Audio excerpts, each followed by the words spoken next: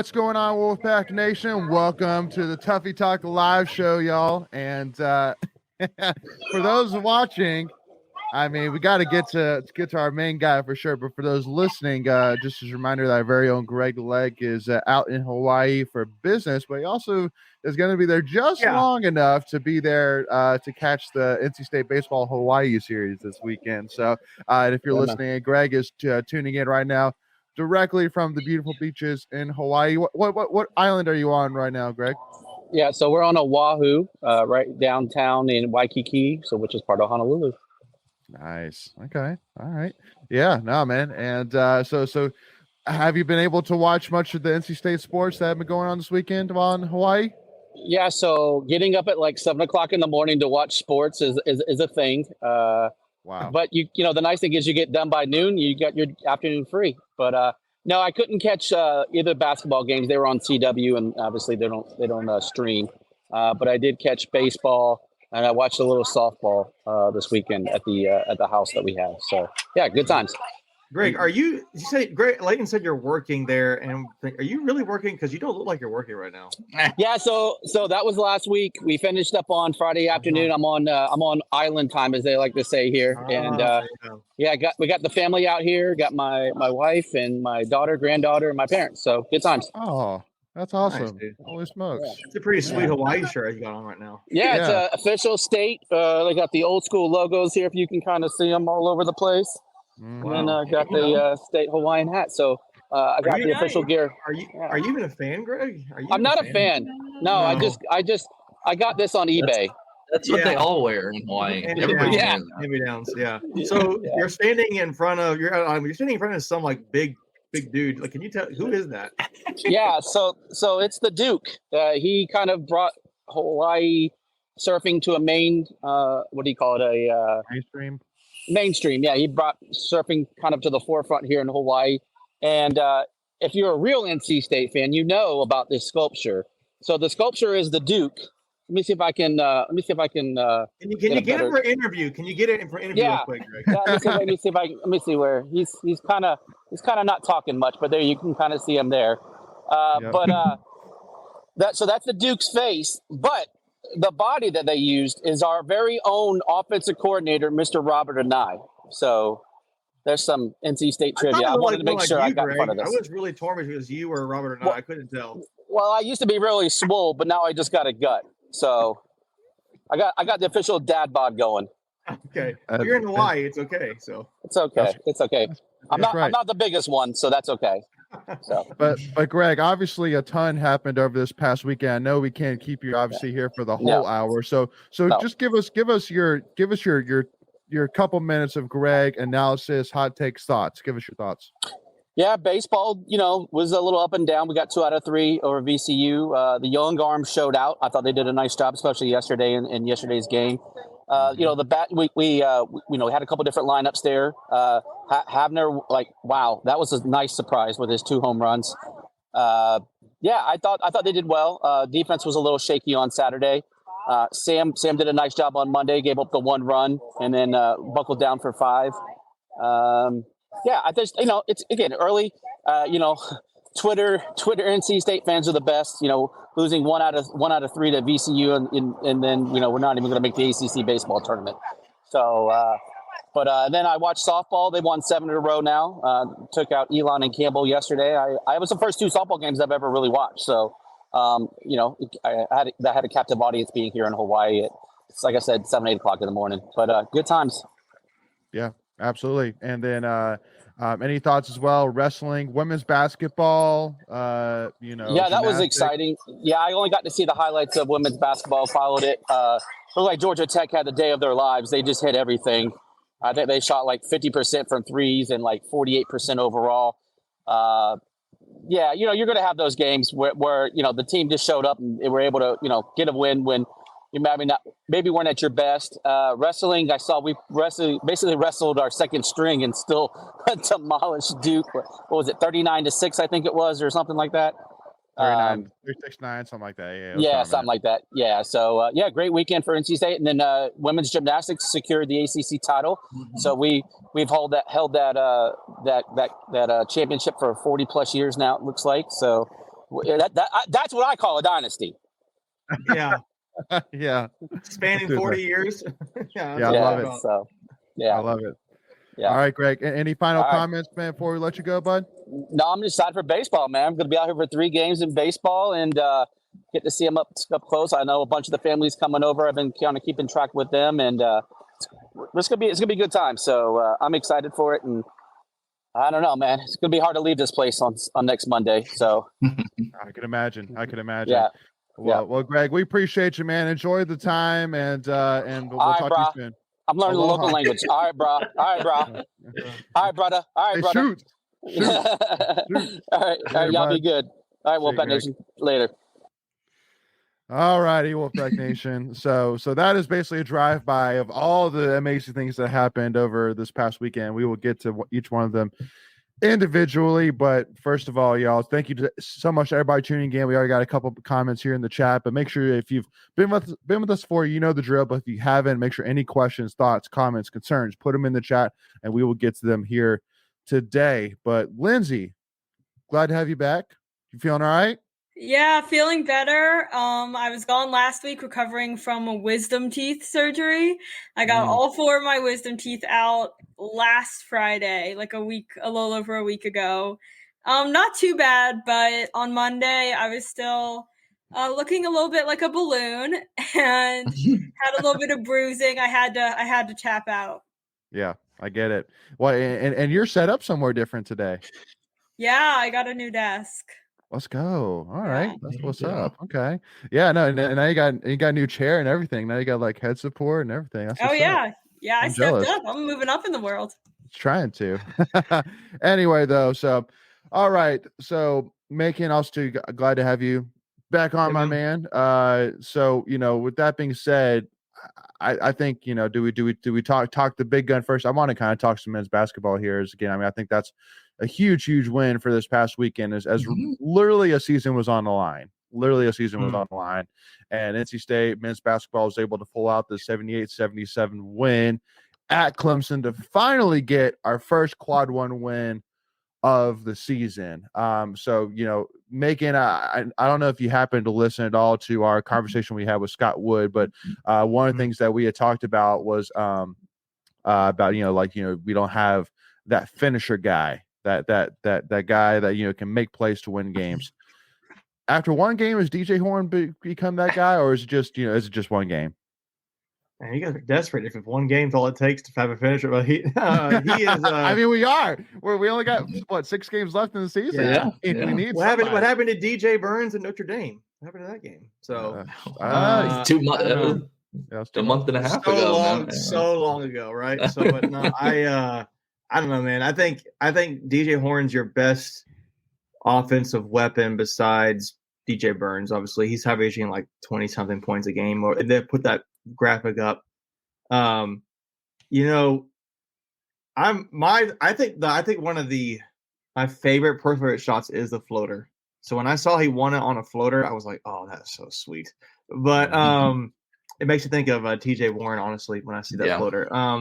But man, it was, I don't know, it went in, so it was a great looking play. I thought it was nice they had him coming around the perimeter to do that, and he had to he was going to come on over this dominant hand to make that floater shot.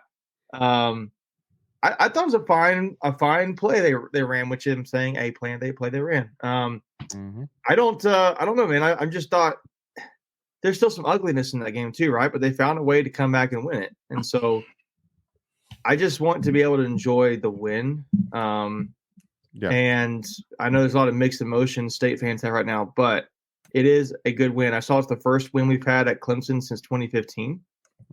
And I think back, that wasn't the same season, but I can think back to when Scott Wood hit the buzzer beater 3 in the corner about 12 years ago back there. 2013. Yeah. I can still think of that shot. So, it's not been easy for us to win Clemson. So a good win. And I was looking at Bar Torvik. It's a website that does some stuff. They have State ranked 76th in the country, which is not great, but they're they're going to have to win some more games to be in the discussion for the NCAA tournament, which to me they're on the outside, and I hate that. But good win, and much needed. Yeah. And Michael, I want to kind of ask you, kind of build off it. One of the things that honestly stood out to me was the bench really, or like the rotation really shortened for this game. And you only had 8 guys that touched the court at any one time. And Breon Pass only was on the court for 2 minutes. So really it was just a rotation of 7 guys for the entire game, which is just kind of crazy to think about. Again, how 2 or 3 months ago we were switching out like 12 different guys. And really you had 7 guys that are really involved in the game. And so, I mean, is that the ticket going forward? Are these your 7 guys?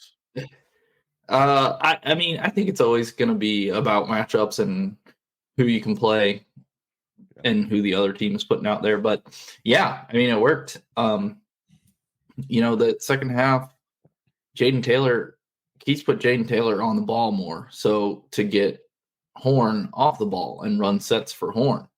And that really opened him up because Horn had, I think, 11 in the first half. And then didn't score the first 10 minutes of the second half. And Keats made that switch, but brought Taylor in and ran him at point. And that, opened up DJ Horn for 14, 15 second half points in the last 10 minutes. Mm-hmm. So, I mean, that was a really good move and pretty much won the game there because, coming out of halftime, I think Clemson went on like a 20-2 run or something. It was crazy. It looks like that was going to get away. But, it was a good adjustment. I don't know if that was the plan going in, but either way, it worked out well.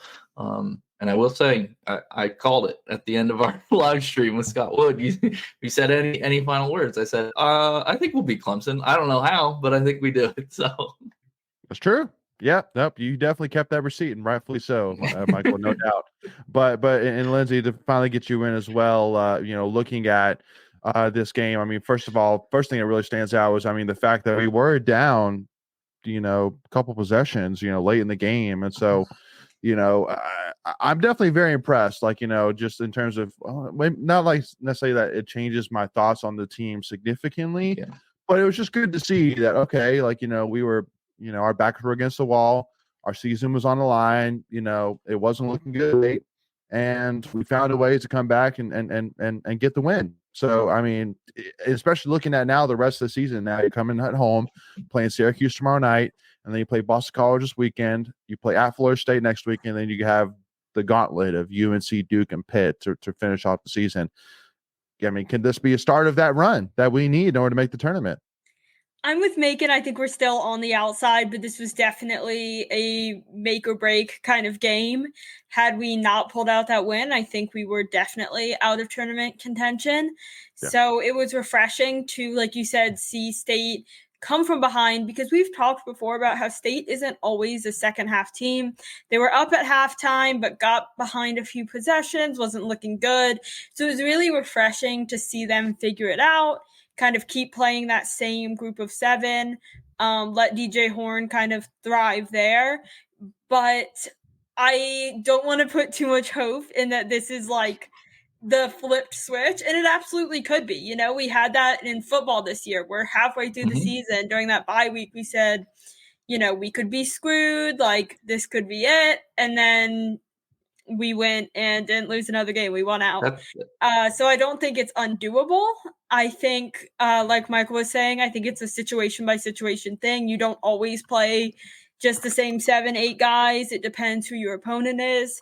I think you definitely got to pick up the win at home. And then those last 3, I think you need to win at least 2 of those and win everything else. I think you can lose to Duke or UNC. Probably not both. Yeah, need one. But I don't think it's definitely over for NC State. And I think it was really refreshing, again, to see the team kind of rally together and find a way to win when they were behind against Clemson. And I think we're going to kind of have to hone in on that mentality and figure out how to do that against different opponents to have a chance at the tournament. But yeah, I'm happy with what I saw and excited to see if we can continue to pull out those wins.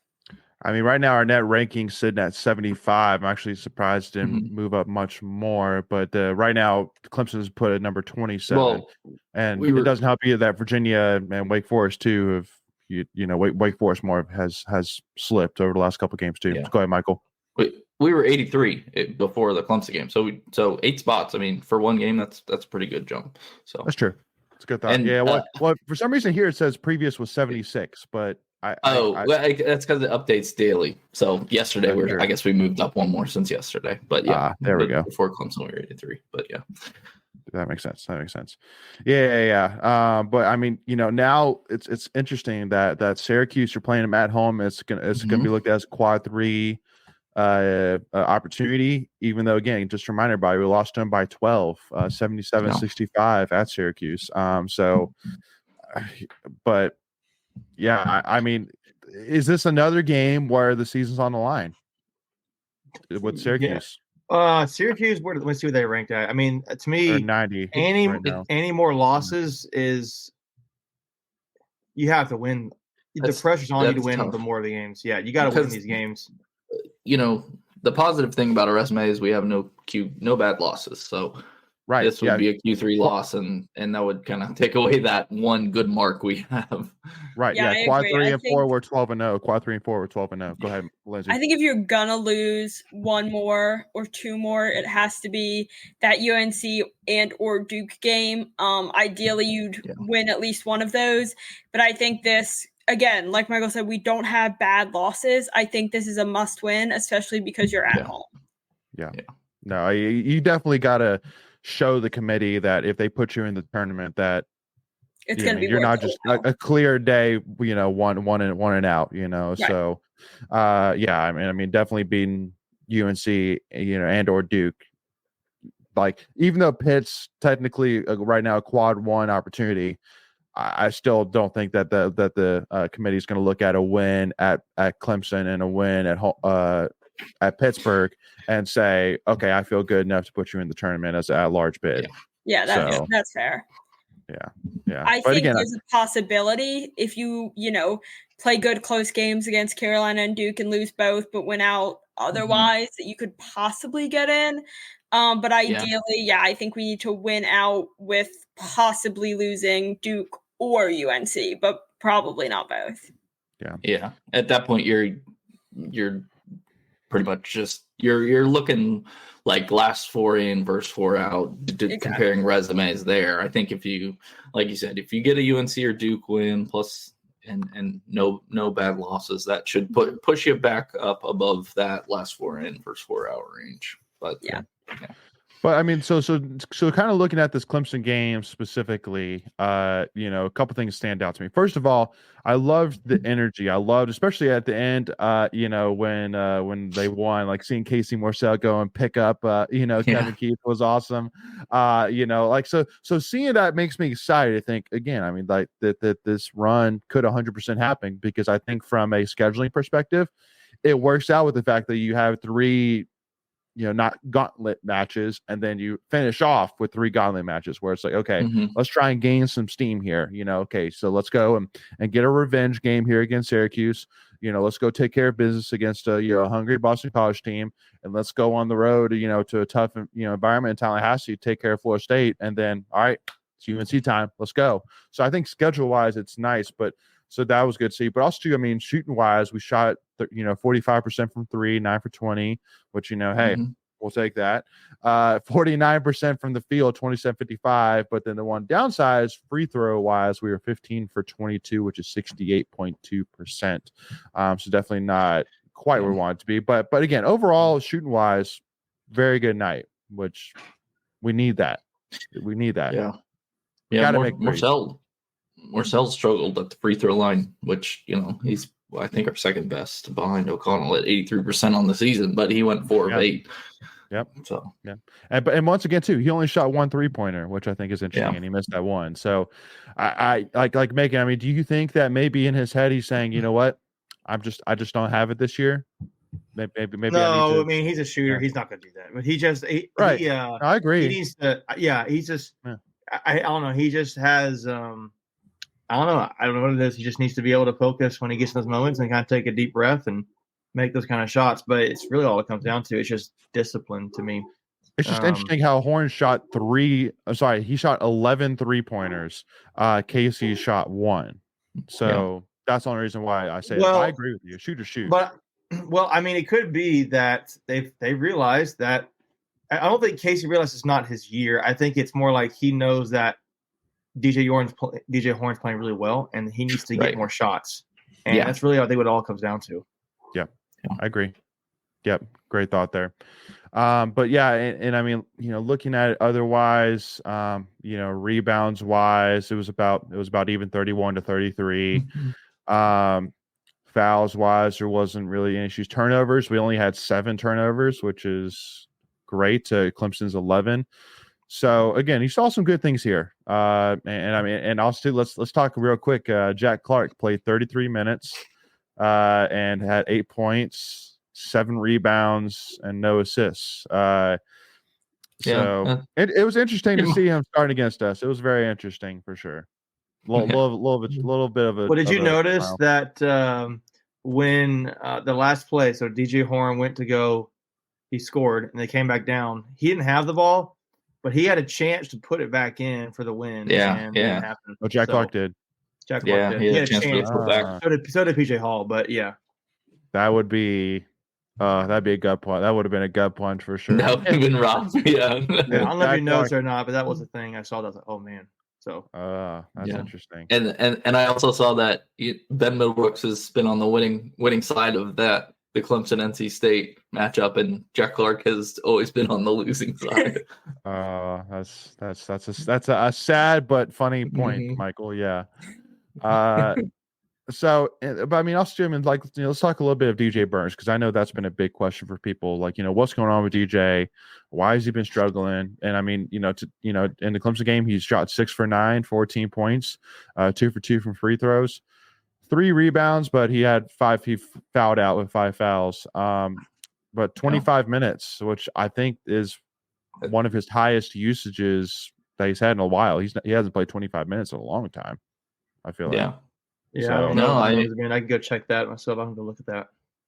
Yeah. I mean, it was one of his best games in a while. I mean, 6 for 9, you'll take that all day, and for sure.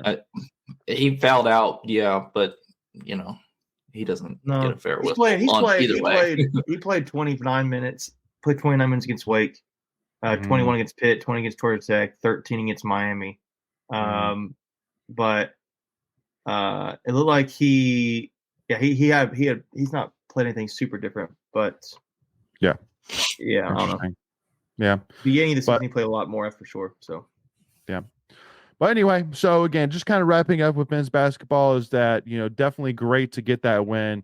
Got to continue business tomorrow night against Syracuse at 8 p.m. in PNC Arena. So make sure Wolfpack Nation to go and support this team and hopefully get them to get this win, which is definitely a must win for sure. Got to keep this streak going. Got to keep this momentum going and build off of it. But again, like what we saw against Clemson, let's keep it going. Real quick, I want to jump on over to women's basketball. I kind of want to leave this kind of an open book, whoever wants to jump in, but yesterday when I put out a tweet about like what a great weekend they had, I listed obviously gymnastics, we'll talk about softball, baseball, even getting 1,000 wins, men's basketball, you name it. Like obviously left women's basketball for mainly because just obviously only have a limited number of characters we can use per tweet, but also too because like, okay, we got the win. Thank goodness. Like it wasn't like wow, we beat Georgia Tech. It's like thank God we beat Georgia Tech. Like so I don't know. Like even for me, even if I had the characters, I would probably add it in there, but I wouldn't be like thrilled about adding it in there. Like, but even though I do agree that to me that game wasn't necessarily that we played that bad. It's just in my opinion that Georgia Tech played that good. I mean, they were just making everything the entire game. To kind of solidify that point, Michael, before you come in, like that 3-pointer that they made towards the end of overtime, where it was really just a heave over their left shoulder from almost a half court, and it went in. I'm like, I mean, that right there, that's all you need right there. Just show that clip. It was just Georgia Tech today. Yeah. No, I mean, I was able to watch the whole game, and yeah, they were on fire from the beginning, and somehow they shot over 60%, made 7 threes in the first half to our 2, and somehow we were up 1 at halftime. And then yeah, that second half it was crazy. They just made there was the one you're talking about. There was one at the end of the shot clock where the ball got away and she just heaved that one up, banked it in. The one at the end of regulation, that's one where you probably should have fouled there. I don't know. A lot of people that's a very divisive issue whether you foul up 3 with that little time left. But I don't. In a game like that where Georgia Tech's just hitting everything, I probably would have fouled. But anyways, they pulled it out. I mean, that's all that matters. Right. Yeah. Yeah, I don't think you're really dissing women's basketball by listing, all the accolades of the weekend and not hyping it up. And I think that should be almost a compliment to them, that we expect you to win. We expect you to get these ACC wins, and we shouldn't be like, woo, you beat Georgia Tech. And I don't think the women played bad. They're still number 6 this week as of today. So they stay number 6 in the rankings. It really was just Georgia Tech's day, and seeing that 3-pointer right at the buzzer to tie things up, send it to overtime. Yeah, that just solidifies that this really just wasn't NC State's game, and it happens to the top teams. You play a lot of games in basketball. As we get to this February kind of time frame, you see people lose games they're supposed to win. This could have easily been a loss for NC State. Georgia Tech was on their game. We could have taken this as a loss and said, you know what, it happened. We were able to go out in overtime and get the win. And I think that's admirable. But I think, not mentioning woo, we beat Georgia Tech is showing that we expect our team to go out there and win, and we're glad they did, but we're not so blown away, so grateful. They should have lost, but still congrats to them. Georgia Tech was really, really playing well. And State could have kind of seen that 3-pointer that led it to overtime and said, you know what, not our game, but they were able to pull out that win. And I think that was really exciting to see. Great stuff. Megan, go ahead. To me, when I was just looking at the stats, I didn't get to watch the game, but I did watch little clips of it. And to me, so I was looking back, the rebounding, particularly the offensive rebounding, and our ability to basically create some turnovers for State, where it was to me the difference. We had second chance points, and we had 15 second chance points. So therefore, we had a lot of fast breaks. We really pushed the ball better than they did. We had 23 fast break points. They're 8. But rebounds on offense was 13 offensive rebounds to their 4, and our 38 total rebounds to their 24. So when you go look at that, I was looking back at it. I think our size and our rebounding is what kept us in that game, because we shot terribly. We were from 3, we were 15%, and it's 3 for 20. The field goal percentage was good, so it tells me we were scoring a lot, probably in the paint. I'm going to guess. So if you guys, do we score a lot in the paint? Okay, there you go. So, I think that's not the only thing that kept us in that game. What it looks like is if your shots were falling, they just were outside shots weren't falling, and that really opens up a team's ceiling in a matchup. So if they can hit those threes, they're going to be better off. But State had 4 players in double figures. Madison Hayes had 15 and 11. She had double, but Georgia Tech had I'm trying to look here. They had the out of their starters, it looks like their tallest player was 6'1", and State had 2 starters that were over 6'1". At I think Amy Collins is 6'3", and River Baldwin is 6'5". Yeah, 5. Yeah. So that's where I think you probably saw it. And they both, I'm gonna look at the stats here. They both had Collins had 9.5, so she didn't have great, but River Baldwin had 16 and 6. I don't know. It was just, to me, it was Madison Hayes not a short a short girl either. She's 6 foot. So I really think that size helped us out in the rebounding and the forcing turnovers. Yeah. So yeah, that's my thing. To your point, so Georgia Tech hit a 3 at the buzzer to force it to overtime. So the possession before that, State had the ball. They called a timeout, ran a play for I think it was Isaiah James, and she shot a 3 and missed it, but Sanaya ran in and grabbed the rebound and put it back up and got fouled. So that's why we were up 3. So to your point, yeah, I mean it was a very good rebounding game for us, and like you said, really that was the difference. Yeah. And Carson makes a good point here, saying Georgia Tech women's basketball is mid-tier ACC, maybe close to top tier in any other conference. We talked about this a lot like early season, but I think a lot of times, you take advantage of the fact that ACC women's basketball is very good and just a very strong conference. And even when we're looking at conference rankings and saying, oh, we really, maybe should have won this game by more, whatever, we have to notice that this is still a really good women's basketball team. It's just that the ACC is so strong that they don't seem like it. Yeah. Georgia Tech's been a sneaky good team in women's basketball, and I think they're not. I say sneaky, like they can beat some good teams, and I actually don't. I think the coach is pretty good actually, but But yeah, to go back to your earlier point, it's a team that you should beat, and it's not be like relieved that we won. I am, but you should have the bar should be raised for this team, and you should expect to win those games. And it's any team who expects to win championships should. Yep. And Rusty asking the question, how is this team overall compared to the 22 team the year we were done wrong in Connecticut? I mean, I would say it's a little bit of apples to oranges. I would say that this team is very different makeup wise than that team. Yeah. I mean, younger, guard heavy.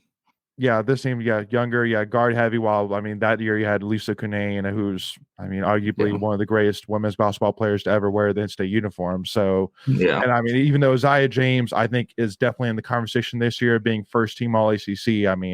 She's not in the same breath as Lisa Kunane. So but Isaiah James, I think for sure with how she's been playing the last few weeks, she 100% needs to be in that All ACC, if not first team All ACC conversation.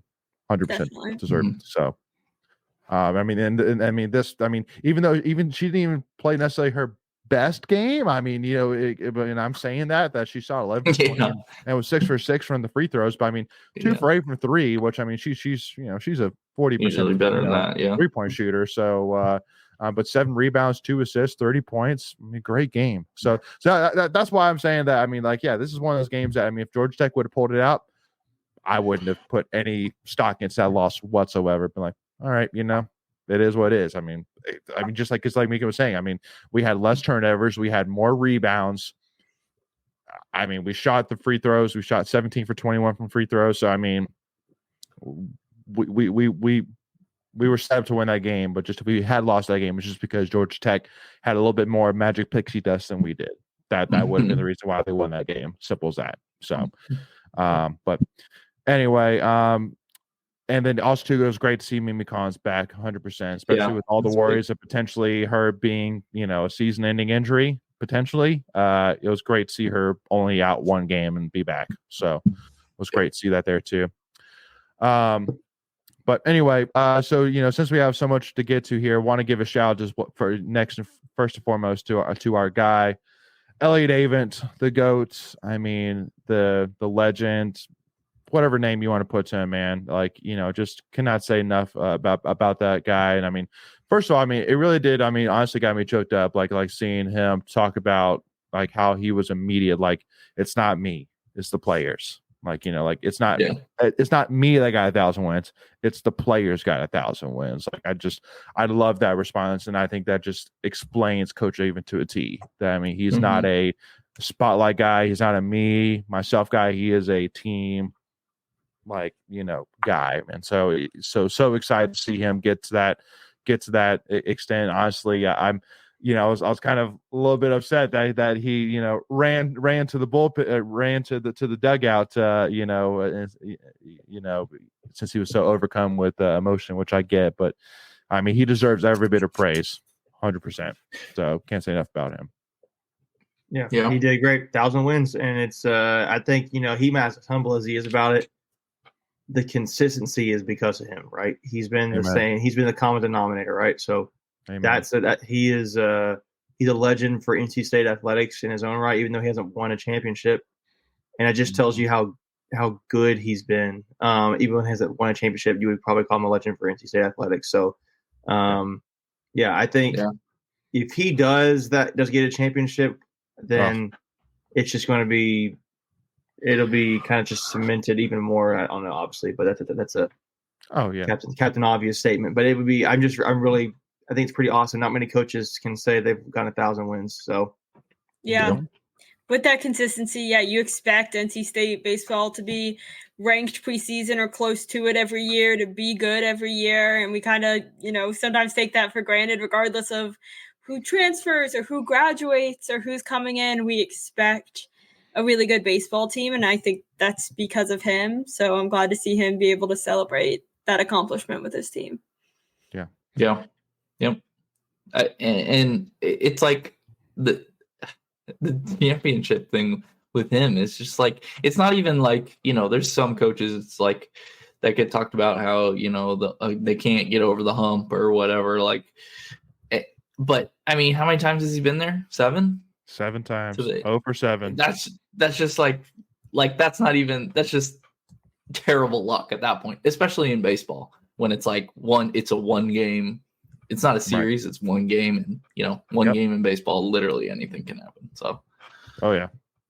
So I mean, and it, just like Michelle saying that, I guarantee you, if you put up a poll of which sport, which coach would you want to win a title first, I would bet my house that the majority would say baseball, even though like from a publicity, from a coolness factor perspective, like if you took the coaches out of it and just simply said football, basketball, baseball, which sport would you want to win, I guarantee you baseball would probably be last. But because of Elliott Avon, because of him and his legacy, like if he could get AC championship, like there's not one single bad thing you can say bad about him, not one.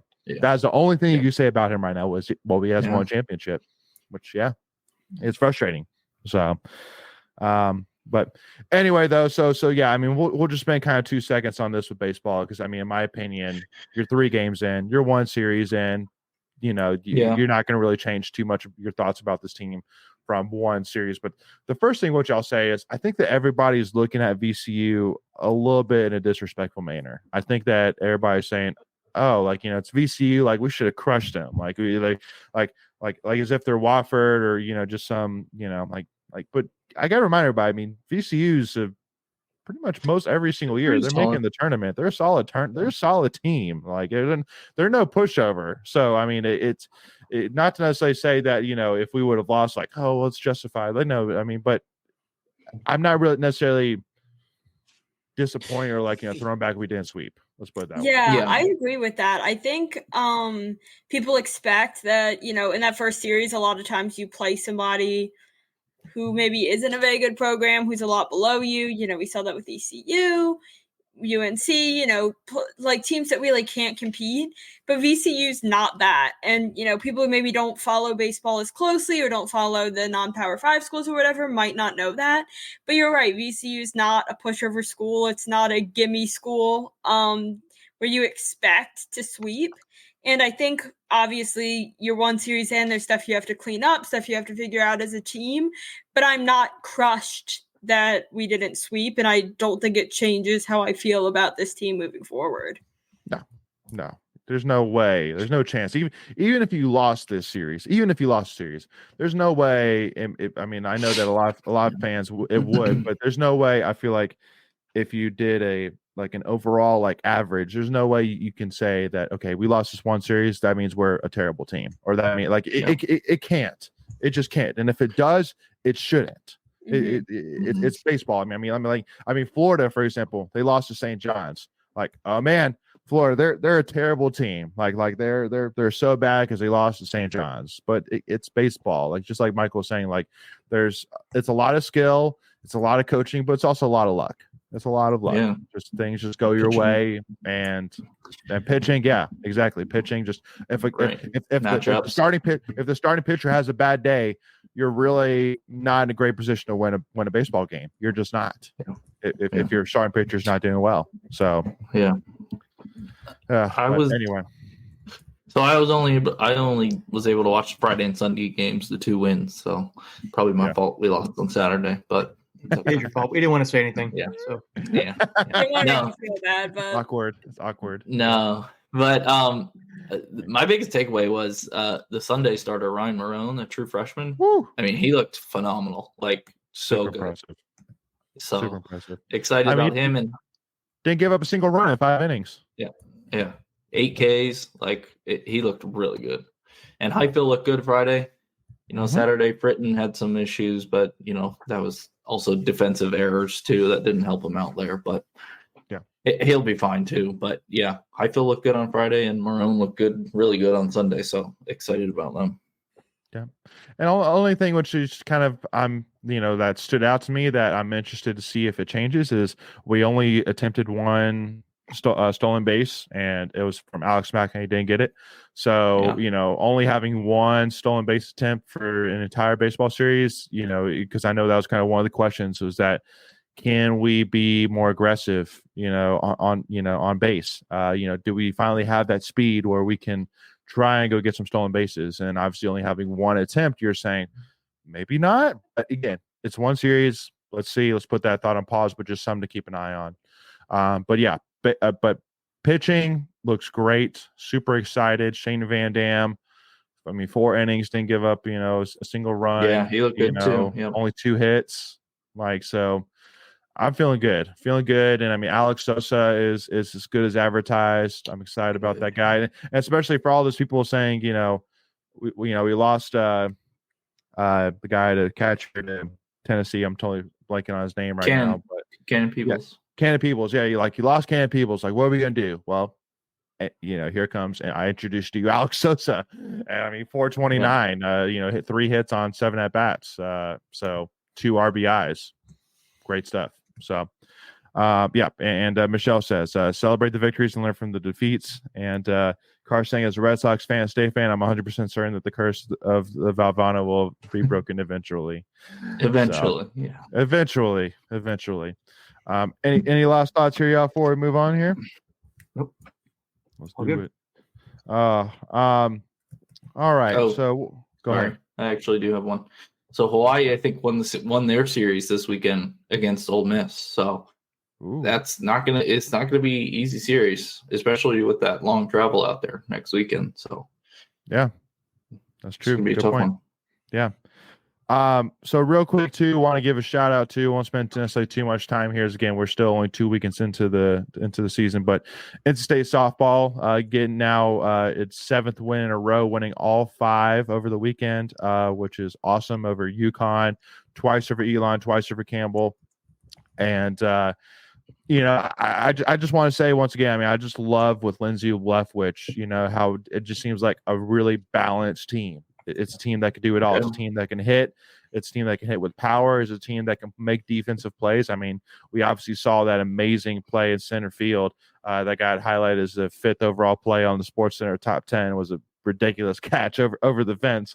But again, I think it's a team which out of year 1 is going to be competitive in the ACC. I don't think it's going to necessarily blow the doors off. It might. Again, we're only 2 weekends into the year, so it's tough to necessarily say big picture. But I feel very confident saying, watching this team, it's a team that's going to be competitive. So, which I think in year 1 of Lindsay Leftwich, that's what you want, and let's build off that. So, I'm excited. It's about as much as you can ask for. The program was not in a good spot before that, so no, definitely been a quick turnaround. Yeah, definitely refreshing to see this team thrive again. I know girls who, committed to NC State, played softball there, and, they expect a certain level of success. This was a team that was super successful for a super long time, and then, like you said, weren't in a great place. So it's nice to see this talent kind of getting the level of competitiveness it deserves. Like you said, it's 7 wins in a row, 6 this week, 5 just over the weekend. So definitely off to a good start. And obviously, you can't win them all. You can't expect to then go on and win 30 in a row. But it's definitely a good start and shows that there's a team that can compete and is ready for kind of a new era of softball for NC State. So I'm really excited to see how they do as they kind of transition into conference play. Go ahead, Macon. Yeah, I'm just trying to see where they fall. I mean, like, there's a bunch of really good ACC teams right now. Florida State, Duke, Virginia Tech. ACC's loaded. So, yeah, so they're going to have to figure it out. But I'm trying to look where they're at in the standings. It looks like they are. So they're 8-3 overall. Yeah, they're 8-3 overall. The AC standings are kind of a wash right now, but yeah. I don't know. I'm trying to look through here somewhere where they rank on some things. I'm going to get back to you. I'm just going to look around some of their stats. Yeah, no worries. But again, like just to me, it's just good to finally see some identity a little bit. See a little bit of that charisma. To finally get some momentum in the program, like you were saying. So, and especially again, starting off when we start off, the year 1-3 with losses to Missouri, Iowa, and Western Kentucky, you're saying, okay, what's going on? But then again, to rub, flick the dust off the shoulders and come back and win 7 in a row. I mean, again, it's I think it says a lot. And then this coming weekend you have the Wolfpack Classic where they're going to play Iona twice, Albany twice, and then Cleveland State and App State. Again, opportunities where I think they're games that we should win, and I think if you can win, 5, even all 6 of those games, then you're looking into next week going to ECU and then having a tough series at Clemson, who's top 10, top 15 team in the country. It's a great challenge. So I'm excited. And like you're going into that Clemson series like with nothing to lose and everything to gain. With nothing to lose, everything to gain, in my opinion. Like if you can go into Clemson and win that series, watch out. If you can win one of those games, I'm feeling pretty good. So that's that. But if you lose none, and if you don't win any of them, not feeling good. But hey, year one, top 10 team. I can't necessarily. I'm not necessarily shocked. So, yeah. I'm looking here at their stats. State softball team is ranked strength of schedule. So I guess where they're at now, but like it's 145 according to MasseyRatings.com.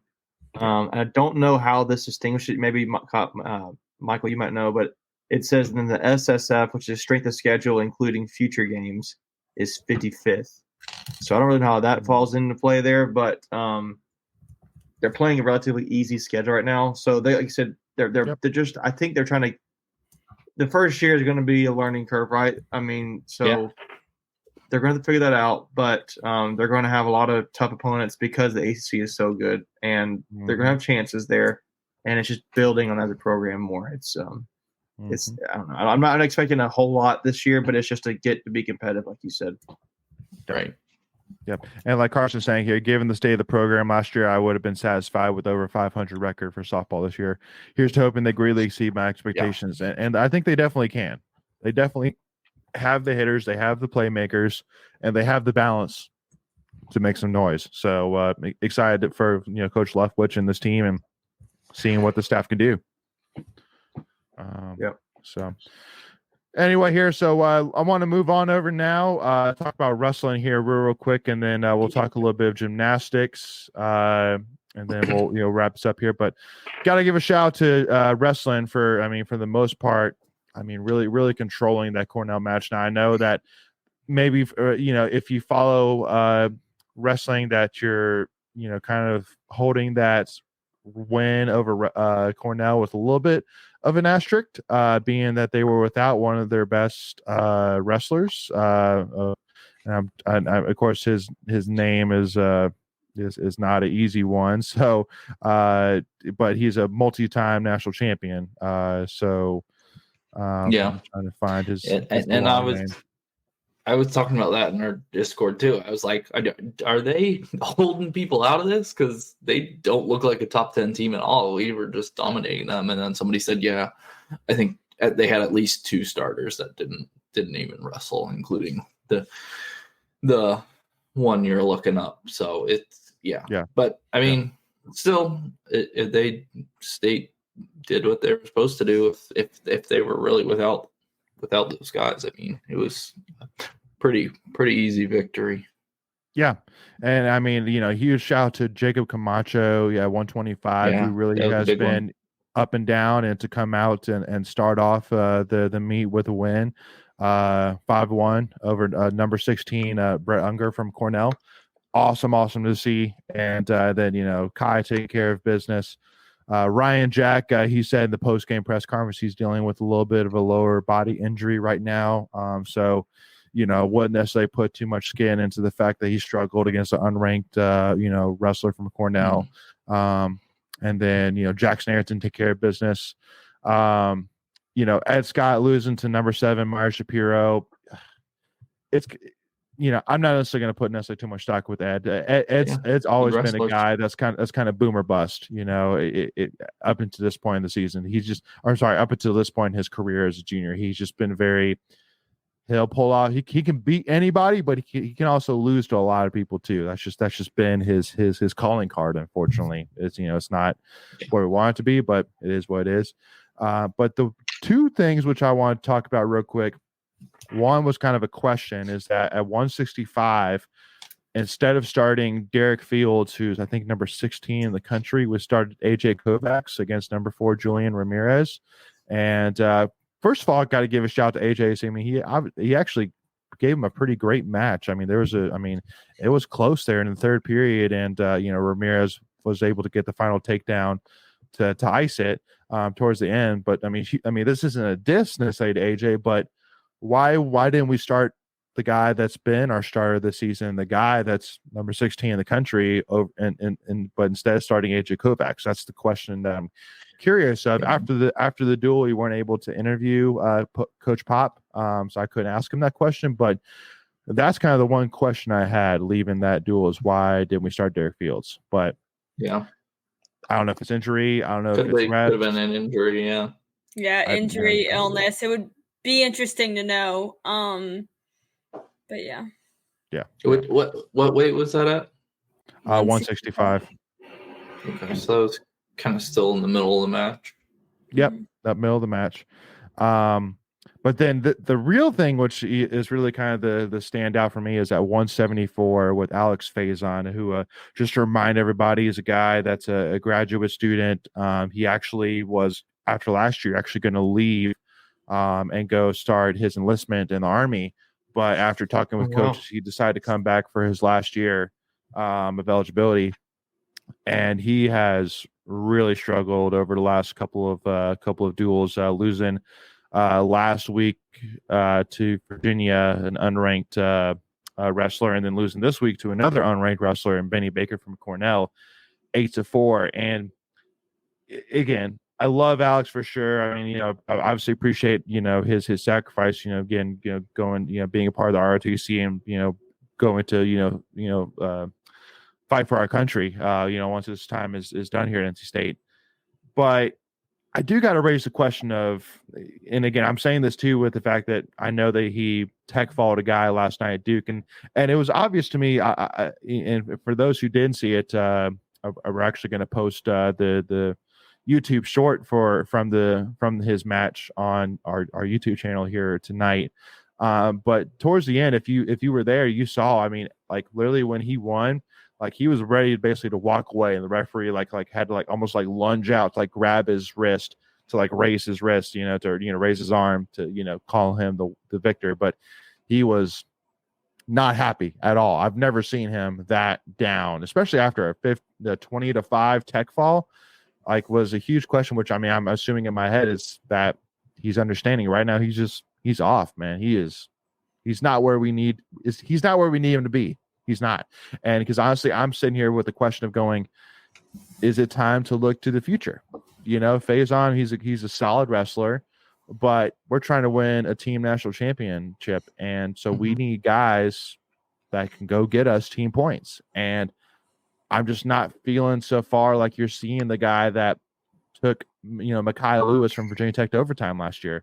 I don't think you're seeing that guy that can be a guy to go win a match or two in the NCAA tournament, or a guy that could compete for an ACC championship. I just don't think you're seeing that guy. So, do you maybe say, okay, well, maybe I need to go towards, freshman or sophomore, a guy that maybe has generally the same floor and ceiling as Alex, but is younger, that, you say, hey, let's go see what we got. And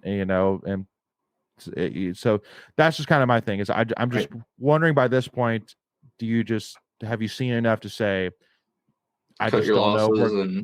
I just don't know if you're going to consistently, because again, Faison can beat anybody, but also too, wrestling is about consistency. We need you to be that good consistently. And like, just because you have one good match, you can't follow it up with two. Well, it's a team thing, right? So you can't, if you're hurting the team at some point, it's not personal. It's just like we need to win games, win matches. So it's if he's not doing a job done, I mean, I don't care if he's been here longer. I want the guy who's going to win. So right, which is what you have, and if you're a good coach, it's what you have to do too. Or the guy that at least is going to give you, like if he's going to be as good as Faison, you'd rather have the guy that's as good, but go ahead and give him experience for right. If you have even level of experience, I mean, a coach can go a different way. A coach could, and if you're thinking about long term, then you go the younger guy. But if you're thinking about experience, like there's some guys who they're similar talents, but there's experience there, and you're in maybe a win now mode. I would maybe go to the older guy because he knows he's been in more matches and he kind of has the experience to go that route. I don't know. See when he's looking at it, but But I mean, again, Michelle says it'll be interesting to see who wrestles in that weight class versus VT on Friday. I mean, we haven't seen anything to suggest that they're going to move away from Faison. This is just me as a fan just asking that question, but I know that they obviously really believe in Faison. Otherwise, they wouldn't have asked him to come back in the first place after last season. But it's a frustrating point. Then they were trying to win a team national title. And if you're going to win a national title at the team level, you got to have all guys competing. You got to have every single guy qualifying for the NCAA tournament. Like you got to have all 10 spots. And so just kind of a question point, but lastly with wrestling, a huge shout out as well it was awesome to see Nick Wisdowski get recognized at the match. And it was very weird seeing him on the Cornell side again, being how legendary he is NC State, like, and this might be a little bit of an interesting thing, but I was kind of thinking about it, like who would my all-time athletes only what's the Washington monument with the four presidents? Mount Rushmore. Mount Rushmore. What would my NC State player Mount Rushmore be? And like I honestly thought about it, and I want to kind of get your like good, bad, but we won't spend necessarily too much time on this. But my four is Phillip Rivers, David Thompson, Kalen Toohey, and Nick Wisdowski. Oh man, that's such a loaded question. Holy I know. Well, that's what I'm saying. Like okay, I see that's not a wrong. David and Caitlin are like your. David and Caitlin have to be two. Yeah, like they gotta be there. Past that, I think you can debate, but I need like a whole week to ponder on this. We need to come back next week. Yeah. Well, I don't think that's a wrong answer. I think that's you could make a very good argument. Yeah. Yeah. Well, because again, I mean, because I'm more of like, first of all, again, it's a Mount Rushmore. So I mean, to me, like it's as really like down to the nitty gritty because there is so many factors you could think of. But the reason I picked it is, first of all, I mean, Phillip Rivers, I mean, one of the biggest names, without a doubt, I think, and arguably the greatest quarterback to ever play NC State. Also too was a part of the team that brought you 11 wins. Basketball, David Thompson, nothing you have to say there. Caitlin Toohey, nothing to say there. Nick Wisdowski, 2-time national champion, 3-time national champion appearance, was one of the mainstream guys to really turn the wrestling team around. I mean, he dominated his field, and he was also one of the key pieces to turn this program around. I mean, wrestling would not be where it is right now without Nick Wisdowski. So that's so that's my thing. But I mean, there's 100% of conversation. I will 100% admit that is not like you could easily make a case for other guys for sure. But just kind of a thought. Out of those four, you probably, if probably least deserving is probably Philip Rivers, honestly, out of Yeah. those four, which is crazy. Which is- but Yeah. which is crazy. But yeah, I agree with that. Yeah. Yeah. So again, maybe a conversation for a later date, but let us know in the comments what you think. Who would your Mount Rushmore be for NC State? Athletes only, no coaches. But anyway, yes, Virginia Tech is going to be very, very fun on Friday. ACC regular season tournament title, ACC regular season title will be on the line. So make sure y'all, let's go pack out Reynolds Coliseum on Friday night, and let's get this huge win on Friday night against Virginia Tech. But lastly, y'all, I got to cash. Michael, you had your receipt earlier for men's basketball. I got to cash my receipt, man. I said before the season, I've been saying for a long time that this gymnastics team was going to be special, and holy crap, they're special. And Carson just brought Torrey Holt, another great thought too. Anyway, but gymnastics, y'all, like, I gotta say, like, cause we just kind of get a little bit of backstory. So, my wife and I, we got asked by the gymnastics parents to come and just like they go to lunch before every duel or meet, whatever it is, at Sammy's. And so went to Sammy's and was just like talking with them, and I had no clue that this was coming. Like to have the second highest team score in program history, to break the highest individual score in ACC history, not program history, ACC history by 2/10 of a point. Which, keep in mind, a perfect score is 40 points. So 0.2 points is a lot. That's a lot. And the fact that every single gymnast was at least great.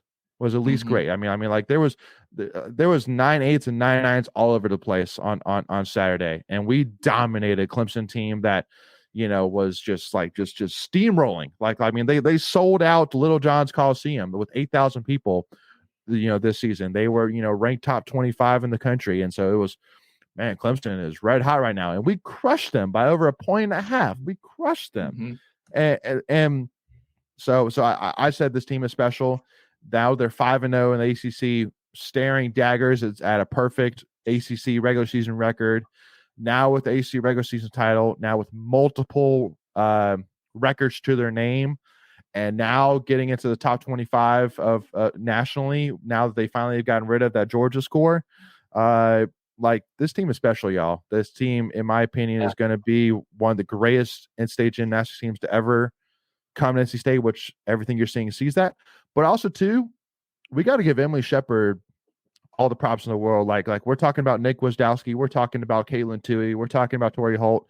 Emily Shepard's right up there in terms of the greatest athletes to ever come to NC State. I mean, with the fact that she has the most 9/9 scores in the history of the program. She has the most 39 individual scores, which, I mean, basically, if you combine the scores from her 4 events, that's her individual score. So she has the most 39 scores, which, keep in mind, 40 is perfect in the program history. She also now is the only AC athlete ever to get a 9/9 in all 4 events or higher in all 4 events, which has never been done in the ACC.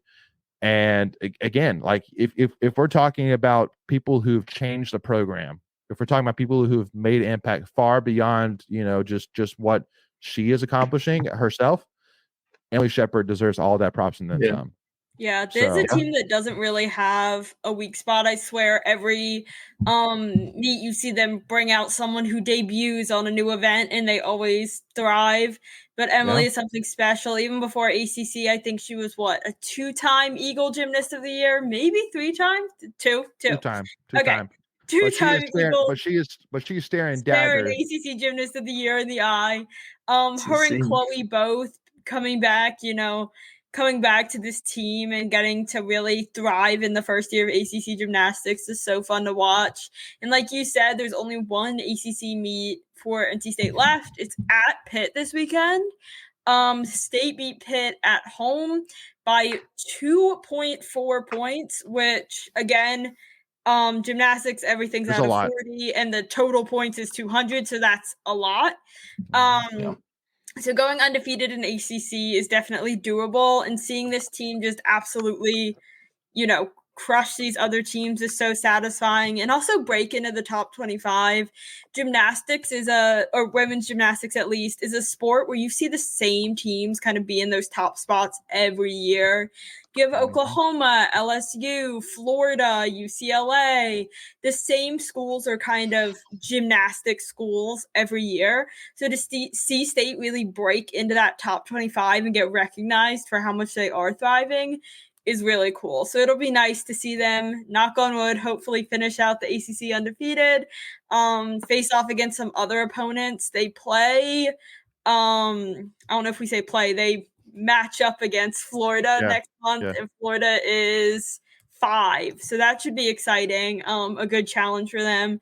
But I've been really happy with how the season's going, and I swear every meet it seems to just get better, and we see different gymnasts thrive in different areas. So it's really been a cool team effort, but particular shout out to Emily, who is staring down ACC Gymnast of the Year for sure.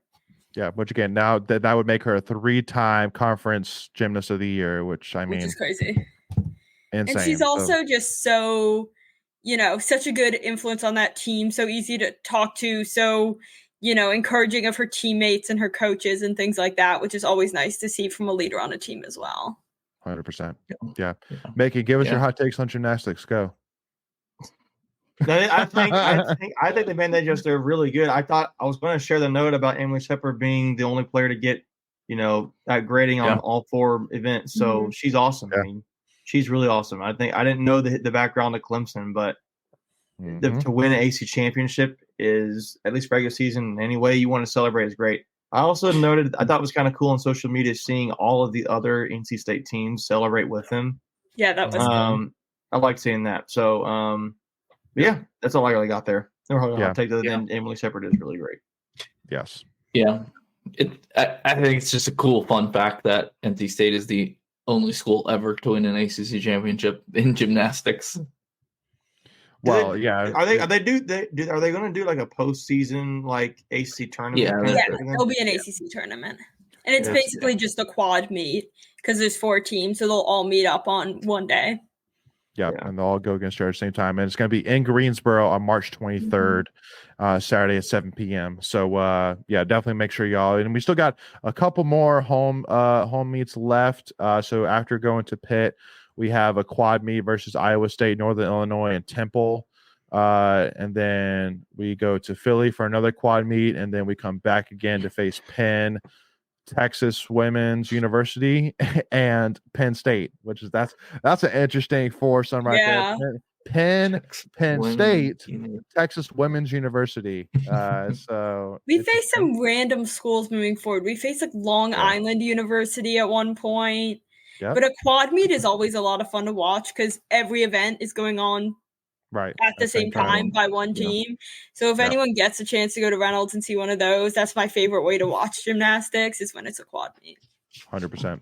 So we still have 2 more quad meets left. So again, Wolfpack Nation, go please, and go and support gymnastics, and let's pack out Reynolds Coliseum, y'all. And again, I guarantee you it's going to be worth every penny to watch one of the all-time great in-state athletes to ever come to NC State, in Emily Shepard. And then again, got to give a huge shout as well to my girl Chloe Negretti, who's been phenomenal this year, and Krista. Again, so many gymnasts actually did really well, but just unfortunately were really kind of pushed to the side because of how amazing Emily Shepard was. Like if you look at each of those gymnasts by themselves, you're saying, man, what an awesome day. I mean, Ashley Knight, for example. Freshman getting a 9.875 on vault and a 9.9 on floor, like that's phenomenal. Oh yeah, it's awesome. And but again, unfortunately, with Emily Shepard and Chloe Negretti being phenomenal, you don't really talk about it. But it's a great time. And so I think the last thing, which kind of moving on. Any other sports we need to touch on real quick? I know we're kind of in no time, but anything else? Last thing I would say, they didn't compete this week, but women's tennis is number 4 this week. So just shout out to them. Yeah. And that's all I had to say. And rematch against Michigan coming up here this week at some point. So that'll be awesome. But yeah, so I think we'll just kind of wrap it up, just remind everybody once again, there's never been a better time to be as a State fan than right now. Like in terms of everything going on between, softball really, starting to, look competitive, baseball being a top 15 team in the country, football looking really, really exciting, women's basketball, tennis, gymnastics, wrestling, you name it. We have so many sports, y'all. So just to remind everybody once again that to please go support all these teams. Let's get excited. Let's get behind these teams. And again, just enjoy it. Just take it in. It's a great time. Like, no negativity. Let's get excited and let's enjoy every single thing that we have right now. I will add another thing too. I know they haven't. I don't think they've played yet, but just as a, they have. What? Oh, maybe I'm wrong. This has the swim and diving team. Have they done anything? What? ACC Michelle tournament, ACC championships or tournament starts It's the tomorrow. 20th. Yeah. Tomorrow. So I'm sure we'll sure you discuss how that out. went next week. Ooh. Yeah, best of luck to them there, but that starts tomorrow. Yeah. Gotta pay that electric bill, Michael. I know. Yeah. Huge shout out to swimming and diving as well to hopefully get 2 ACC championships there with that and get Braden Holloway jumping into the pool twice. I always like that. That's honestly one of my favorite traditions every single year is Braden Holloway jumping into the pool if we win ACC title. That's so cool. I love it. So hopefully we can see it twice this year. Twice, yeah. So yeah, for men's and women's. But all right, Wolfpack Nation, thank you all so much again for tuning in. We really do appreciate it and all the amazing support. We got some exciting episodes coming up here this week that we won't preview here on the live stream. But again, to make sure you do not miss out on them, make sure again if you haven't already, hit that subscribe button, hit that notification bell so you don't miss out on our episodes or any of our new in-state content. And if you enjoyed this conversation, please do us a big favor, hit that like button and make sure to give us a follow. Tuffy Talk Now on Twitter, Instagram, and TikTok, y'all. But with that being said, thank you all so much for tuning in. We'll see y'all soon, and go Pack, y'all.